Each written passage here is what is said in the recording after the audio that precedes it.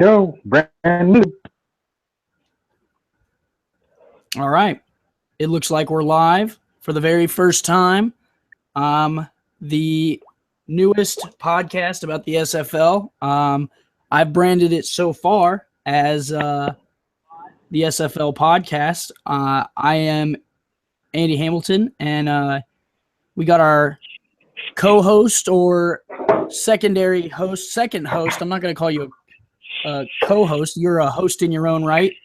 Mr. Mighty RX, also known as the owner of the Alaska Storm.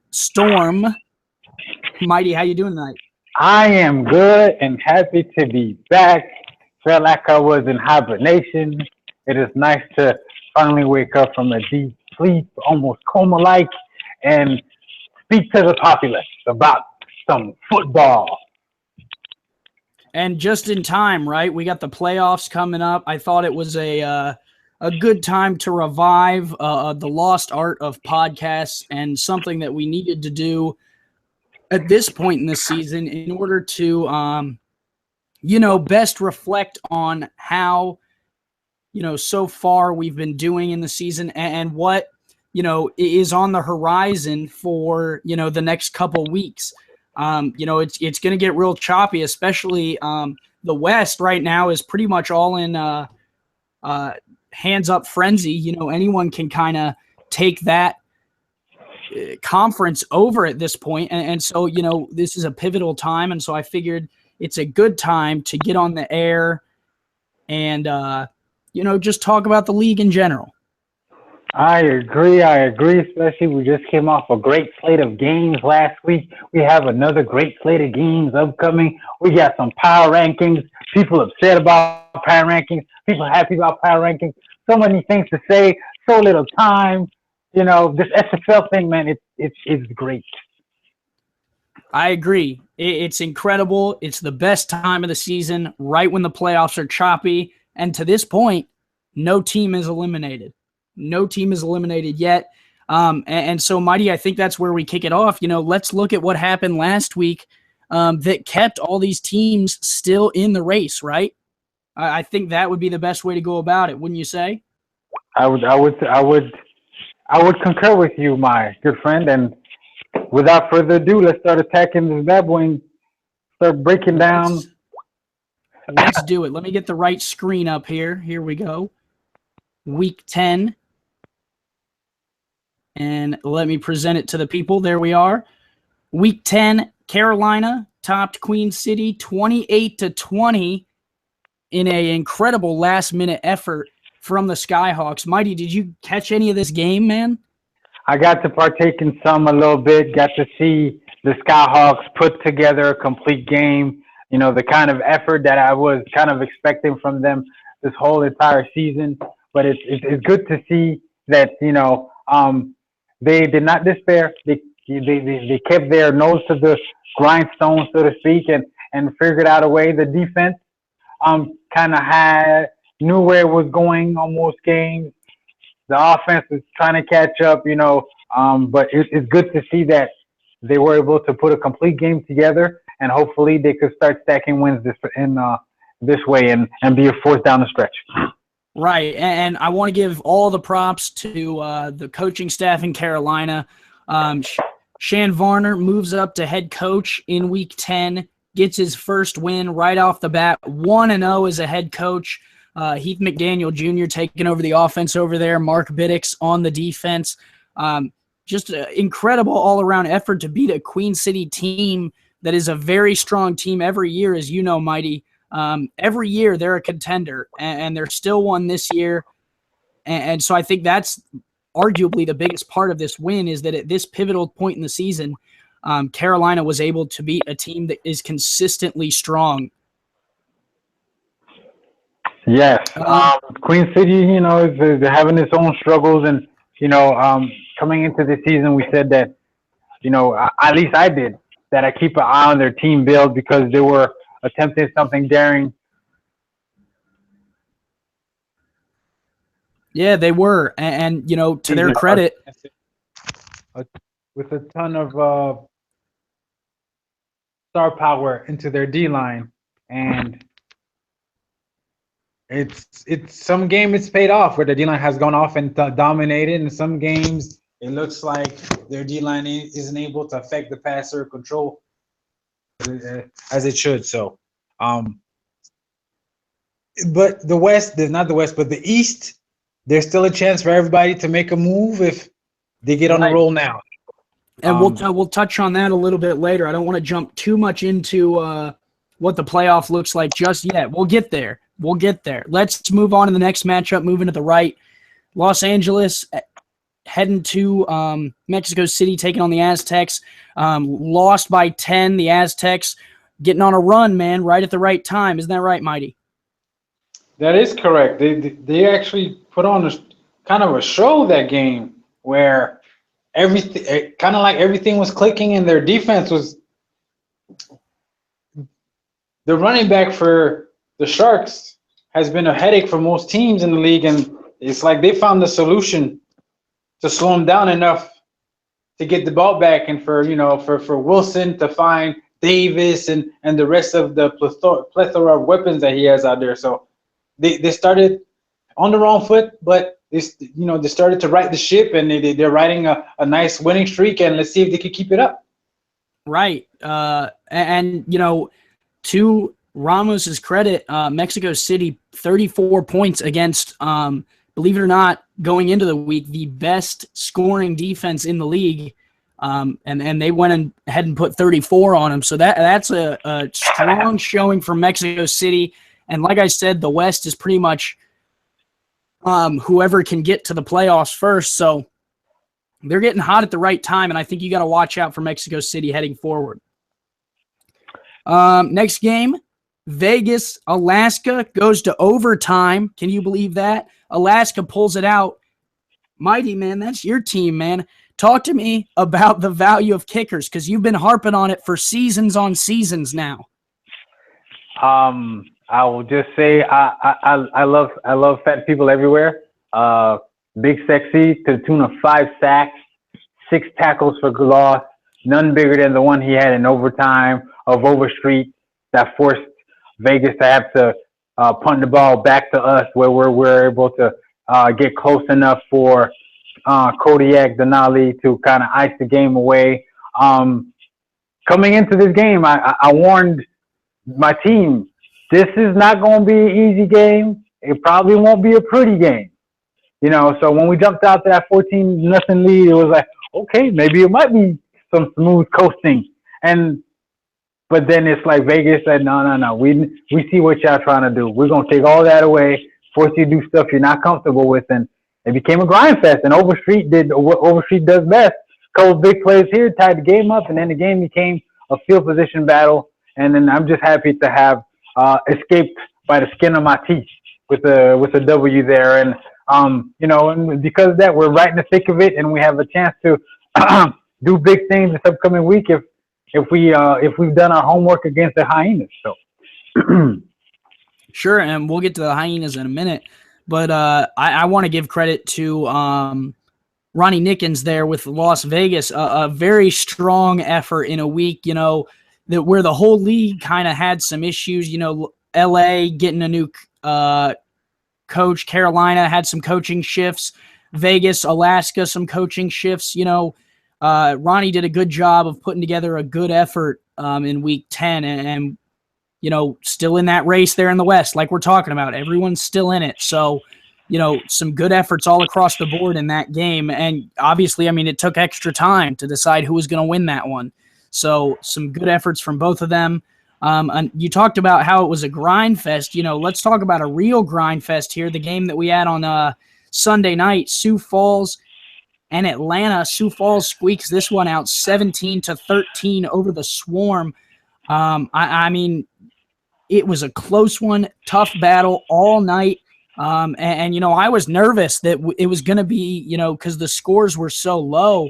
I was nervous, that we would really have a blowout on our hands if someone could just get the upper hand. But for the whole night, neither team could kind of fight their way ahead. A well-fought battle. I think both of these teams are strong playoff contenders. So, a heavy nod to Sioux Falls, who's able to edge ahead by 4 points into that contest. Mighty, what did you think about that game? That game, I must commend Sioux Falls.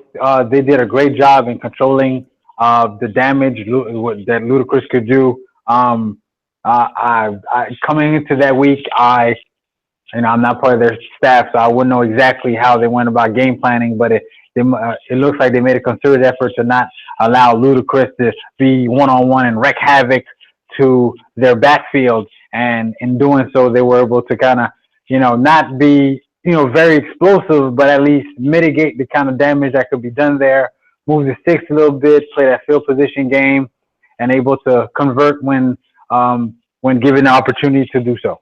So it was those are the kind of games I like. I don't like barn burners. I don't like 60 to 59. Like, you want to put me to sleep? Put that kind of game on. I go, but give me a hard hitting, fast, final score, some ugly like 8-5. I'm like, oh yes, because that means there was some big hits, big time defensive plays. I'm a defensive guy. Big time sacks. Just crunching kind of tackles. Those are the kind of games I like. So yes, this game was very enjoyable for me to watch right there. Yeah, good game by both teams. And then another good game, it's only right that the SFL Texas office calls the Battle of Texas. Dallas, Stephen Mullinex, and Damon from Houston. Dallas and Houston, man, a quality matchup between two Texas teams, both very strong in the West this year, both trying to make that run to the championship game.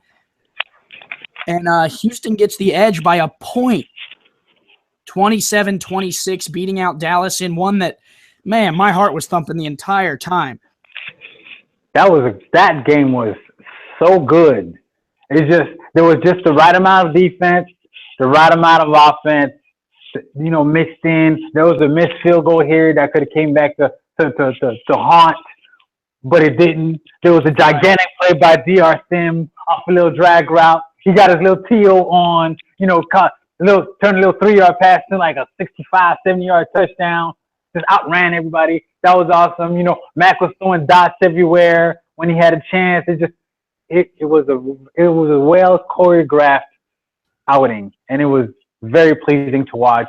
And if all the games were like that, oh man, I'd go to sleep like never. I just rewatch the games over and over again. It's just because they're just so good. Like that game was, and I will give credit to Houston, but I feel like if that game continued on, Dallas would have found a way to get a lead. And if that game continued on, Houston would have found a way to get it, because it looked like that's the kind of matchup that was there. Right. So that game was awesome to watch.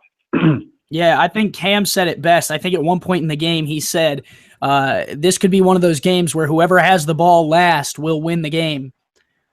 And if I'm remembering correctly, I think that's how that one ended out. And then moving to the last game, finally, to TJ's discredit, finally a game that is not within 10 points of each other this week. Jeez, my heart couldn't take another heart attack game. And thank goodness on Eric Vincent's first call, Tallahassee comes out and puts a hurting on the Crabs, 52-23. But the Crabs still a very strong team. You have an off week like this, I think they're going to be just fine heading down the road. Mighty, what would you say? I mean, that's your former team. I assume you guys have had some off weeks before. How have you seen TJ respond to weeks like that? The great thing about TJ as an owner, he doesn't get too up. He doesn't get too down. He understands that the season is a grind. Right. It's a marathon. It's not a sprint. You win one week by 50. That doesn't mean you're going undefeated. You lose next week by 50. That doesn't mean you can't win another game. So they probably looked at the game tape of this one and just burned it. And be like, you know what? This is an aberration. We know we're better than this. Let's get prepared for our next opponent. And let's get our heads on straight and be focused for the upcoming game. And that's all there is to it. Yeah. I mean, I think that encompasses it. Tallahassee, strong team this year. Baltimore falls to them here, but, this could be a matchup we see down the road here in the playoffs that, could swing the other way. Not to make a joke about Baltimore and swinging the ball too much, but, hey, could swing the other way. I'm just saying. And then St. Louis and OKC on byes. So they get the rest. Hopefully, they'll be able to convert that into this next week. So let's go ahead and look at the power rankings that were provided to us by Andrew Rastelli. We want to thank him for setting up a computer system. You know, it's shrouded in some controversy. A little bit of controversy here. Some people like it, some people don't. I personally, you know, I take it with a grain of salt. I feel like, you know, it has value. You know, there's some value here to, you know, ranking these teams, but on the same token, you know, it really, each person has their own reason for ranking someone higher or lower, so you're never going to agree exactly with what the computer spits out. But to the same token, you know, when you and Doug on Inside the SFL used to read out the power rankings, you know, the chat would light up with people disagreeing. So, you know, to that credit, I think we have to, you know, take what's said here with a grain of salt. But I'll run up the list. 14, St. Louis. 13, Carolina. 12, Alaska. 11, Las Vegas. 10, Oklahoma City. 9, Queens City. 8, Mexico City. 7, Houston. 6, Los Angeles. 5, Atlanta. 4, Dallas. 3, Baltimore. 2, Sioux Falls. And 1, Tallahassee. Mighty, do you want to touch a little bit here on let's try and stay away from how you feel about the system as a whole, no comment, and more about how you feel about these teams are ranked? Well, my biggest surprise here is how low Vegas is as opposed to the rest of. To me, Vegas, I understand, you know, they're looking at, you know, the computer doesn't weigh in, you know, certain things, and it weighs things as streaks and points are lower, and total points allowed, total points scored, if it was rainy on the day that you won. And I'm like, man, who have they beaten? Who did they lose to? That's what's important. You know what I'm saying? So if you have big time wins against good teams, that should count. If you have big time losses against good teams, that shouldn't hurt. You know what I'm saying? That's how I'm looking at it. But that's why Vegas, I will be your advocate. I don't believe that you should be ranked as low, but I'm glad that we get to say in determining the outcome of who makes the playoffs or not. This is not a BCS system where the computers decide who makes it. So Vegas, keep doing what you do, and you'll be in the dance, and then you'll be able to say, nah, computer, you don't know nothing. So that's my biggest surprise right there in the ranking. Yeah, I would say, you know, you could couple Alaska in with that argument. They shouldn't be so low. I know, Mighty, you could give 2 feathers to the wind about where you're ranked, but, you know, I'll stand up for you, buddy. I think you should be higher than 11. I mean, you know, LA, I think, should be lower. I think you could argue, you know, that a lot of the teams in the West should be lower, considering that there's a lot of parity in that group. So Dallas, I think, could come down a few notches. Mexico City, I think, is in a good spot. If not, should come up a spot or two. Houston maybe could move up a spot or two. You know, there's standings here that I think are being, you know, overlooked. I mean, Dallas is 4th in the power rankings, but they're still sitting below Houston in the rankings in the West. That, to me, doesn't make much sense. But, you know, there's some value here. Tallahassee, I think, obviously is the best team in the league. I think there's a strong argument for Sioux Falls being the second best team in the league right now. You know, it'll come down to what happens in their game this week. I don't think anyone's arguing that Carolina and St. Louis shouldn't be near the bottom of the table. You know, you can talk about how they're ranked now, but again, that's another matchup that we're going to see this weekend. You know, and we'll see who comes out on top. We'll see if the power ranking's right, or we'll see if you know, the standings are right in the league. So there's some stuff I think you take away with this with some positivity. But obviously you got to take it with a grain of salt. Now I got a little bit into the matchups this week. Mighty, are you prepared to take a deep look into what's going on this weekend, man? Oh, man, let's do it, Andy. All right, let's get to it then. I got that up. Let's go ahead and make sure everyone can see that. There we are. So we'll start on the back end here. Sunday at noon. There are 3 games coming on Rabbit. And so first off, we got Las Vegas and LA. Mighty, I'll let you start here. Coming into this matchup, you have the team. I believe, like I said, coming into the season, they're the Rodney Dangerfields of the SFL. They just don't get no respect. Stinky computer. So coming into this, I understand there's been a little, excuse me, there's been a little bit of turmoil in Vegas. That kind of lifestyle is in for everybody. Some people can rise to the occasion in Vegas and, not be distracted. Some other people, when they get to Vegas, woo, just their lifestyle just falls off the wagon. So, all that being said, Vegas cleaned house a little bit, kind of straightened up what they had to straighten up. And now they're finding themselves and doing, having a commitment to getting Overstreet the ball. And that's what at least I saw firsthand last week when we had to face them, where Overstreet was a factor. So saying all that, the Sharks had a change in ownership. And, they're trying to figure out who they are as well. They kind of let one get away last week a little bit.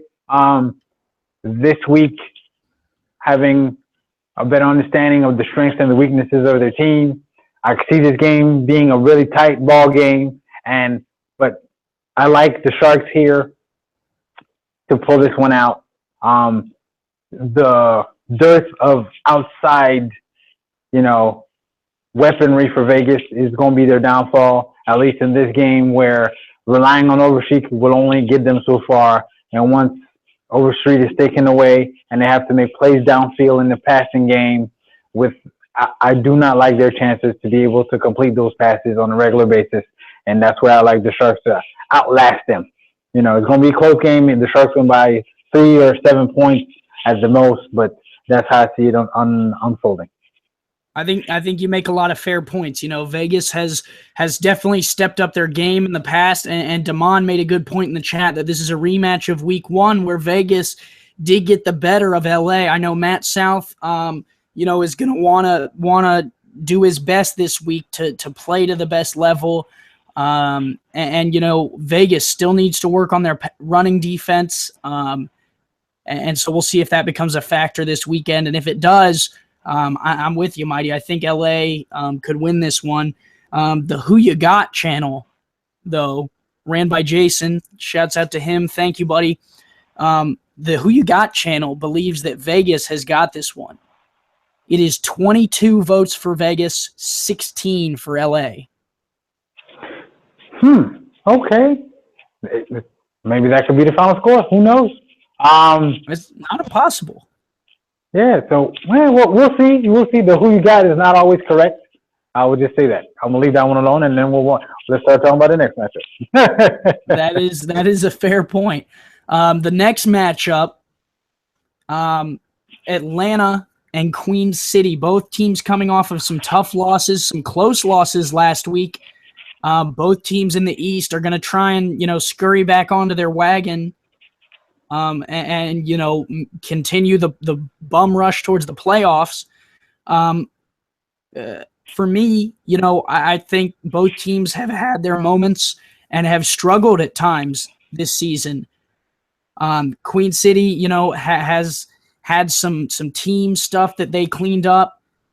Atlanta, has always had a strong following, but sometimes struggled to match their play on the field with the strength and excitement of the following, but at other times has been one of the more exciting teams in the league. So, it's an interesting matchup from both sides. The Battle of Green, you could say. Both teams very bright in terms of their colors. And, I think for me, I think Atlanta is a better built team so far this season, but with that said, Queen City has made it a point in the last 2 seasons that I've been in the league that late they catch fire and start running. And so I would not be a bit surprised to see Queen City take this one But for me, I think I got Atlanta here. Mighty, what do you think about this matchup? This is this is where I believe Queen City's lack of corners, at least star level corners, might hurt. If their pass rush can't get home on Skeletor P-Funk and he has time to find Boo Chisholm and Nick T. Quick down the field, Atlanta loves them some big plays. The offense is, it looks like the old Del LaMonica Raiders where you just drop, 7-step, drop back, pat the ball, unleash a 60-yard drag down the field for a touchdown. That's who the Atlanta right. Swarm, that's who the Swarm remind me of. And if Queen City's pass rush, their gigantic investment in their pass rush, if it doesn't pay dividends this game could get ugly in a hurry. And it's one of those, if they back off to try to help the corners, be able to prevent the big play, then that's when you get BDG Hollywood underneath, just turning away and getting the tough yards and converting first downs. And then the corners getting nosy again. And then, oh, look at that, fade over the head. Oh, look, a deep post. Oh, a stuttering goal. And, so this is where I believe, as Mark Chisholm as a DC, they'll be able to, I won't say stop, but maybe contain Queen City's offense, maybe hold them to 20. But if Queen City's pass rush can't get home, I like Atlanta in this one. And maybe Queen City's pass rush gets home 1 or 2 downs. On the downs that they don't, corners exposed, touchdown. So I like Atlanta in this matchup. And the who you got for that, from that token, is feeling the same way. 33-5, Atlanta over Queen City in who you got. That sure is a wallop right there to Queen City. So they're gonna have to, really push if they want to get it. Let's head to the next matchup. A very interesting matchup here. You have for the East, this has major implications. Tallahassee and Sioux Falls. Now, this game is interesting because what we have is it's going to be on Rabbit Sunday at noon. But what they're doing is we're going to have Jason and we're going to have Frank, and they're going to be on the call with Cam during the game. But it's not a play-by-play. It's going to be roundtable. So what's going to be happening here is you're going to have both owners sitting down with Cam just to relax and enjoy watching this game. It's going to be an incredible game. It's going to be new. I can't wait. I'm really excited to watch how that'll play out, just from a fun standpoint. Jason's a very quiet, kept to his vest kind of guy, protects himself, defends himself. But, in terms of publicity, he's a very quiet, soft-spoken guy. So I'm very interested to learn more about, him, get to know him better. And then obviously Frank and Cam, when they're together, it's a great, atmosphere. So I'm sure this is going to be interesting in terms of just what's going on off the field. And then you look at on the field, and it's just incredible. Sioux Falls with a chance to earn their playoff spot. Tallahassee already has theirs. But this is the 1 and 2 teams in the East, and it's going to be an incredible matchup between these two teams. Tallahassee, the ridiculous amount of points last week against Baltimore, who is also a very good team. I think this one will come down to what Sioux Falls offense can get done. And we'll see if we'll see if they have enough offensive firepower to really get going against this Tallahassee defense. And if they can't get going, I see Tallahassee taking this one. But if Sioux Falls offense can match what Tallahassee's offense is doing, well, we're going to be in for a shootout. I'm actually thinking more the other way, because Tallahassee hasn't been held under 31 points all season. That's a fair point. Can Sioux Falls slow the offense down enough? Can he slow down E.T. King, Can he slow down Jay Calvi Kim? Can he slow down Big Tom Menander in the middle? Can the Sparrows slow down that offense enough where touchdowns become field goals, and then they have a chance to, so that way they don't have to match score for score, so their offense can have a chance to find its wheels as well, and then make it a ball game where in the fourth quarter it's up for grabs, and maybe, a big play by Jace Jefferson wins the game, something like that. Yeah, that's what Sioux Falls would need to be able to compete here. If it's a shootout, I don't like their chances in the shootout. But if their defense is able to make it so Tallahassee has to work a little harder, and where they're not able to convert once again in the red zone, they have to kick field goals, then the fourth quarter it's a ball game. That's where I believe Sioux Falls is able to pull it out. Will they be able to do so? I don't know. Who do I like this week? I like Tallahassee. It just there's something about that mixture of the big playability of Jay Calvin Kim if you miss a tackle, and then if you get nosy trying to stop him, you got Menander down the middle, and then you have a quarterback who doesn't make many mistakes. Just that recipe there is just, and then once they get a lead, that defense just finds a way to turn you over, and it just gets frustrating after a while because you're like, oh, okay, we got it. Oh, interception. Oh, we have it. Oh, drop pass. We got a punt. So that could get discouraging in a hurry. So I like Tallahassee in this one. Yeah, it'll definitely be a shootout. And with Cam, Frank, and Jason on the mic, at the round table, it'll be great. And Frank in the chat wants us to point out that they definitely have the defensive stars to slow down Tallahassee. So the question will be if they can get that done. And we'll have to see. All we can do is wait with bated breath at noon Central Time tomorrow. And then tomorrow night, 7 Central, 8 Eastern, Mexico City and OKC battling. Mexico City, we talked about them getting on a run. And OKC coming off the bye last week. They're going to want to get hot here going into the playoffs. And Mexico City is going to want to continue that heat as we move closer to the playoffs. Mighty, who do you got here? In a loser has to leave town game. No, stop. But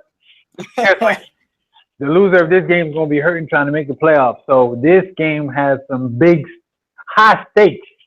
The river has been flipped. What? You're pushing all the chips to the middle. That's the kind of game we got going on Sunday night. So, Mexico City looks to have found their rhythm. Their defense has turned, they've turned it around. Early in the season, their defense was kind of giving up a lot of yards, a lot of points, and lately the defense has been, slowing people down enough and still turning people over. And then Matt Wilson has been turning it around as well, being able to keep the ball away from the other team and throwing it to his own receivers so they're able to make big plays. And then you have Ray Bentley. Ramos is the Browns running back whisperer. So Ray Bentley's out there doing his thing. Can OKC sub-package slow down Mexico City? Because we know OKC in their base defense when it's sitting at 44, and then they got you're trying to throw the ball deep. It doesn't work that well. But against their sub package, where they have to, because they're gonna have to face Mexico City's 3 receivers every down. I don't know if they're equipped to face that on a regular basis. Can their slot corner stick with Mexico City's receivers? I don't like his chances there. I like Mexico City in this one, just for that fact. It's a fair question, a fair question to ask if OKC's defense and their sub package can keep up with Mexico City. LA just faced Mexico City last week. I'll draw from that. This team is tough, man. They got a lot of heart, and they're turning it on right at the right time. They took a lot of this season to kind of work out some of the kinks, and now they're really, coming into their own, and they're looking dangerous, man. They're looking real dangerous right at the right time. And this game is one that I kind of highlighted on my sheet that, is going to create some parity, I think, in the West. Because OKC's sitting down there and, they lose this game and they're starting to fall back. And that could concern me a little bit. So I think, if Mexico City can get the job done, this might be where we see some of that separation in the West. A close matchup, but I'm with you. I'm with you, Mighty. I think Mexico City's going to take this one, and heck, man, they could clean table. They could sweep down through the rest of the season if you're not careful. Yeah, then like I said, I like him this week. Now they might not run away with this ball game, but they have super rookie,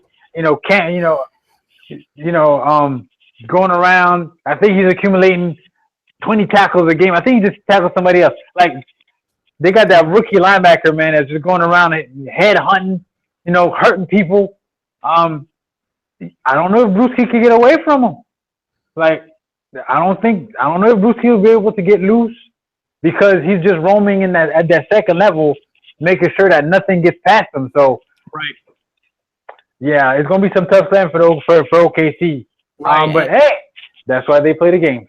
That's a fair point. Fair point. And I left off the who you got for Tallahassee and Sioux Falls for the reason that the score is incredibly identical on the Who You Got channel to this game.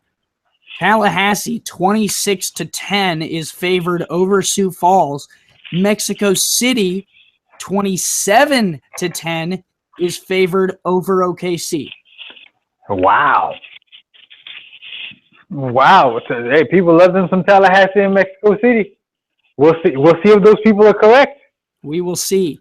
Cam is on the call Sunday, 7 Central, 8 Eastern. Next, we will we'll head to Monday, 7 Central, 8 Eastern. The Houston Hyenas taking on Mighty and the Alaska Storm. Another battle here in the West. It's going to be tight, man. Houston sits atop the division. Alaska is in that bundle in the middle. Both teams looking to create some separation, create some space between them and the next team above and below them, for that matter. And Houston looked pretty good last week. Alaska squeaked by last week off Denali's foot. Mighty, do you think Kodiak's going to play a factor this week, or do you think you'll be able to do something more with the offense and kind of coast with this one, or is it going to be one of those where you're hoping and wishing on a prayer? After watching 115 hours of tape, no, but seriously, for the Hyenas game, I did have to go way back, like way back. I watched every last one of their games twice to make sure I left no stone unturned, because I understood the magnitude of this bout that's about to happen Monday night with our own Mr. Hamilton on the call. So,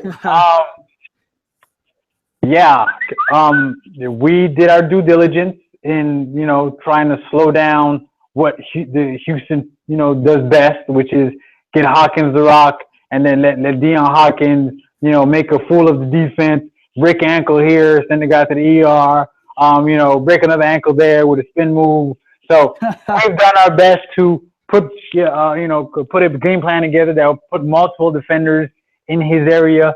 So it's not one man's job to bring him down. It'll be multiple men's job to kind of, call him in. So that way, hey, Mr. Cantrell, win the game.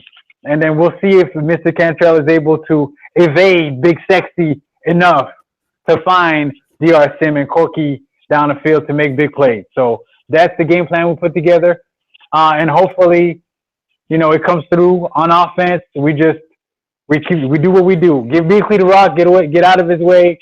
Mock, don't screw the game up. If you feel like you're about to screw the game up, give Beakley the rock again. Like, that's basic. That's our offense. There's no secret. The Beakley's gonna get the ball a lot. Your job's to stop him. Don't get too nosy, because we do have some weapons out there that could hurt you if you get too nosy. So That's the name of the game. I just hope I did. I just hope the homework I did results in a W, and the lead in the West for at least that week, because this is it. Right. The winner leaves the West, and that's why this game is big time game. Monday night, Angie on the call. The Hyenas coming to Alaska. Hopefully we get a little bit of flurry, because we love you. We love us some weather. Yeah, that's about it for that one. Yeah, I mean, you hit the nail on the head. It's going to be a running game. Beakley, Hawkins, they're going to battle it out on the ground. And, like you said, if there's some weather going on, that'll play an even bigger factor.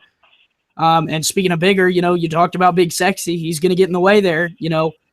Dominguez, let's see if he's going to play a factor, or if Cantrell can face the heat. If Cantrell can face the heat and the cold, if you could say it that way. And we'll see exactly what goes down. Monday, 7 Central, 8 Eastern. I can't wait, man. This should be a great matchup. One that, has lots of playoff implications, considering that these are two teams that could face off again later down the road. Indeed. Last, but certainly not least, we have your old squad, the Carolina Skyhawks, hosting, fresh off the bye. Probably watched a ton of footage to try to, wow, Carolina's been hot lately. What are we going to do slow them down? It's St. Louis Gladiators. Andy, what you think about that game?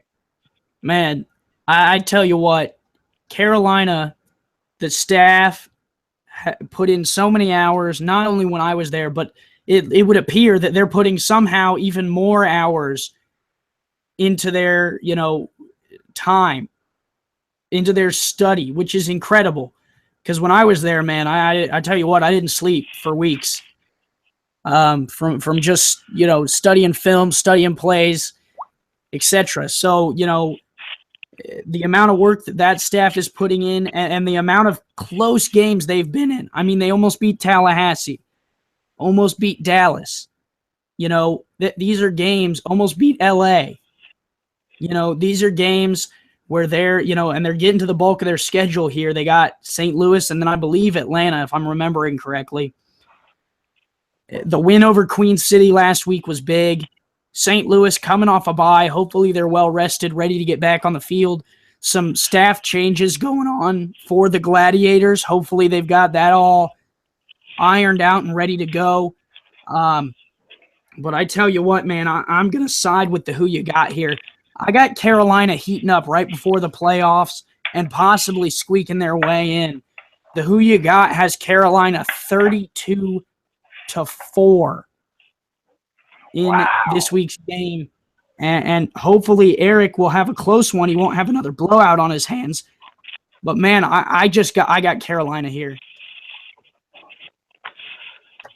St. Louis. Mighty, what do you think?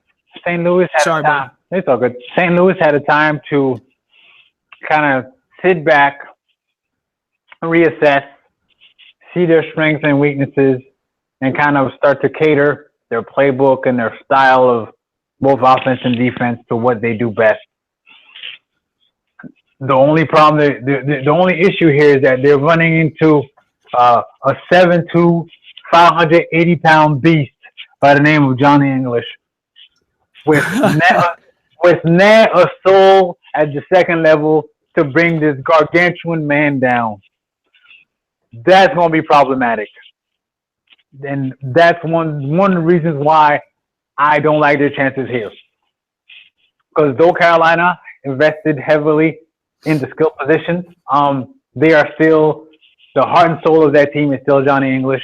He still gets his, whether they sneak him the ball in the passing game now a couple of times a game, or whether they just turn around and hand him the ball right up the gut and then tell him, hey, run all those guys over and go score. And for the most part, he actually does it. So, and by the same token, Carolina's defense has been solid all season. And then St. Louis's offense has been kind of hit and miss. Some games, the offense can be stopped. Some games, the offense struggles to score. That the consistency of Carolina's defense, the consistency of Carolina's defense here, plus a heavy helping of Johnny English, is the reason why I believe the Carolina Skyhawks will walk out of there with a W. And, if they do that, they're getting close, man. They got Atlanta, and I believe their last game is Baltimore. Or, excuse me, it's either Baltimore or Tallahassee. I can't remember specifically. But they're getting there, man. If they can get this win, they can push, man. They can push. And so, look out. This is a team that's getting hot at the right time and could really make a run if you're not careful. And I'm sure Shan Varner deserves his playoff run, whether it's this year or in the future. But I'm sure he would love to get there this year with this team. So, yeah, those are the games for this week. Dallas and Baltimore, two big teams on byes. They're going to have to come out and really start putting the hurt on teams if they want to, cement themselves as strong forces in the West and the East, respectively. So an off week, but not an off week if you're Steven and TJ. You got to get to work, especially, after week 10 where, for Baltimore, you got smacked. Yeah, pretty much. But, as I explained to you, I don't believe there's another team in the league that's better equipped than to overcoming blowout losses in Baltimore, because they don't dwell on them. They just move on and they start game planning for the next team and just prepare themselves accordingly. So I do not believe that there'll be a hangover from the previous week's game in Baltimore. Sure. So they got 2 weeks to prep, and get themselves ready. So yeah, there'll be no issues there. They'll be ready for the next opponent for sure. week 12. And speaking of Baltimore, let's start looking at the East, huh? How about that? Sounds good to me. All right. Well, I got the East on the screen for everyone. As you can see, Tallahassee sitting at the top, 8-1, has clinched their playoff berth. Sioux Falls is taking them on this week with a chance to clinch theirs at 6-3. Baltimore is third on a bye at 5-4. We talked about Atlanta, who is in that fourth and bump spot at 4-4. Queen City lost to Carolina, is 3-5. St. Louis is sixth at 2-6, who has Carolina this week, and Carolina last in the conference at 2-7. If they beat St. Louis, they immediately jump to fifth, and then they'll get Atlanta the week after that. So, like I said, Carolina has a chance to really start going here. Mighty, when you look at this table, what sticks out to you, first of all? Well, Tallahassee wrapping things up, big ups to Frank. Because last season, that debacle that happened there, I'm glad he was able to turn it around and kind of, recruit, all-time winner, T-Pat on his side. So that's a great thing there. But the fact that after Tallahassee, everything in the middle, that thing could change in a heartbeat. 2 weeks from now, this thing could look way different. So don't think anything is sealed, set in stone just yet. You got to keep your nose to the grindstone and continue to prepare accordingly, because just because you're looking good now, I mean, you're going to be looking good in 2 weeks where a team sniffing, at your heels, and one stumble here and you're overtaken. So. Yeah. So the word from Mr. Irvine himself is that Sioux Falls can clinch a playoff spot with a win or a Queen City loss. So Queen City is playing before Sioux Falls, I believe. They're playing simultaneously. So Sioux Falls' chances of getting a playoff spot rest not only on their shoulders, but also on Queen City and Atlanta's shoulders. So I'm thinking here, if I'm going through and looking at it, at this point in the season, I think Tallahassee makes it. I think Queen City loses this week, goes to 3-6. I think Sioux Falls gets their spot, so they could have a star next to their name next week.